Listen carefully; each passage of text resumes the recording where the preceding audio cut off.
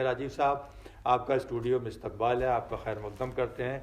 तो आप हमें बताइए कि ये जो शुरुआती दौर रहा आपका तारीख से जुड़ने का, इतिहास से जुड़ने का, ये कैसे रहा?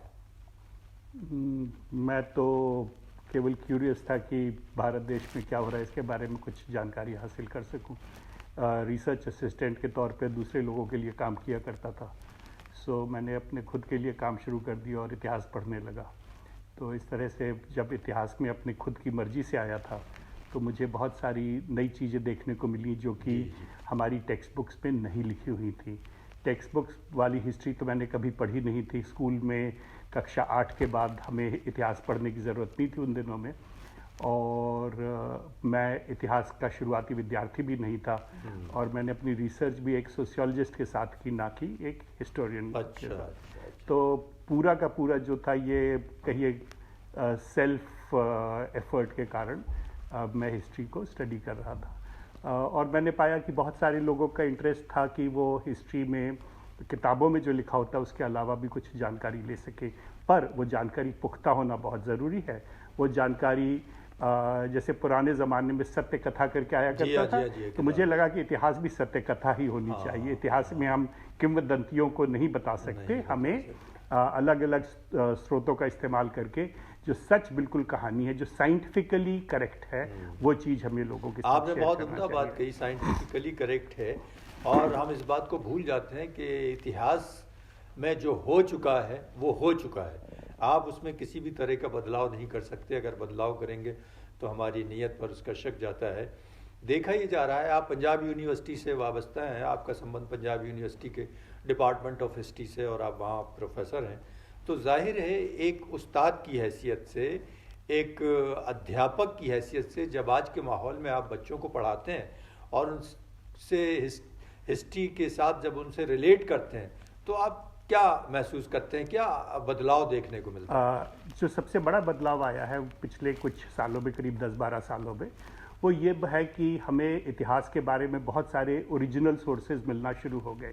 चाहे वो किंवदंतियाँ हों, चाहे वो गाने हों, चाहे वो किताबें हों, बड़े सारे इंटरनेट रिसोर्सेज आ गए। और साथ ही साथ जो वर्तमान सरकार आई, इस सरकार ने यूनिवर्सिटीज़ के ऊपर प्रेशर डाला कि जितनी भी रिसर्च यूनिवर्सिटीज़ में हुई है पीएचडी लेवल पे, वो सारी की सारी रिसर्च पब्लिक डोमेन में डाल दी जाए। शोध गंगा करके एक साइट बनाई गई।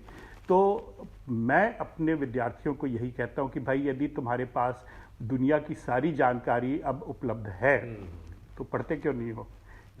इस इंतज़ार में मत रहो कि कोई टीचर बताएगा, इस भरोसे मत रहो कि जो टीचर है वो व्याख्या करके बताएगा।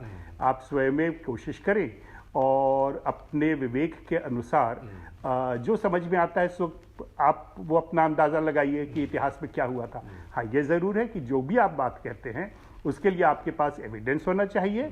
वो एविडेंस साइंटिफिकली एक्यूरेट होना चाहिए, क्योंकि साइंस का यूनिवर्सल रोल है दुनिया में। और साइंस, किसी भी विषय में आप बात करिएगा, साइंस ज़रूरी होता है कि वो साइंटिफिकली एक्यूरेट हो। तो मैं अपने छात्रों को जो भी अपने थोड़े से विचार देता हूँ, उसके साथ साथ मैं उनको ये भी कहता हूँ कि आप ये सारे के सारे ओरिजिनल सोर्सेज को भी पढ़ सकते हैं। अब भगत सिंह के बारे में ही हमारे को पिछले 7-8 सालों में भगत सिंह के परिवार ने भगत सिंह आर्काइव्स बना के दिया। भगत सिंह आर्काइव्स बन गया, इंटरनेट पे अवेलेबल हो गया, फ्रीली अवेलेबल हो गया। तो हमें भगत सिंह ने जितना भी लेख लिखे थे वो सारे मिलने लगे। भगत सिंह से संबंधित फोटोज़ मिलने लगी। जो हमारे रेवोल्यूशनरी मूवमेंट्स थे, HRA, HSRA, इनके बारे में जानकारी मिलने लगी।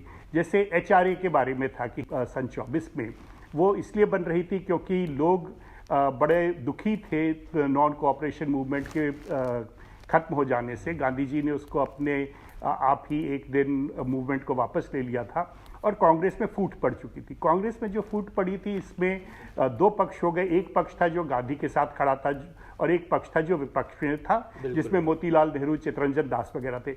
इन सब लोगों के बारे में ये मान्यता थी कि ये बड़े कंजर्वेटिव लोग हैं। पर जब हम डिटेल्स में जाने लगे तो पता चला कि वो जितने भी हमारे क्रांतिकारी भाई थे, जब वो समस्या में पड़ते थे तो उन्हें अपनी हथियार छुपाने की ज़रूरत पड़ती थी, उनके ऊपर कोर्ट केस हो जाते थे, उन कोर्ट केसेस से बचने की ज़रूरत पड़ती थी। तो ये जो मोतीलाल नेहरू और चित्तरंजन दास वगैरह थे, जो कि इतिहास की किताबों में जिनके बारे में लिखा जाता है कि ये कंजर्वेटिव लोग थे, जी हाँ, जी हाँ। ये लोग आगे बढ़ के उनकी मदद किया करते थे। इस जो सिलसिले में कांग्रेस का आप- मेन स्ट्रीम था वो नहीं करता।